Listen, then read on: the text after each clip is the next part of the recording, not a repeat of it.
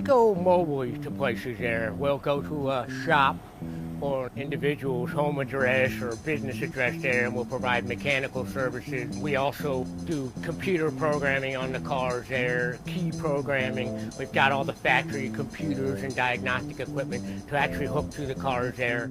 What keeps me on top of things is I provide technical support nationally to shops, other shops that buy OEM factory scan tools, the same ones that the Nissan dealer and the Ford dealer and the GM dealer use there.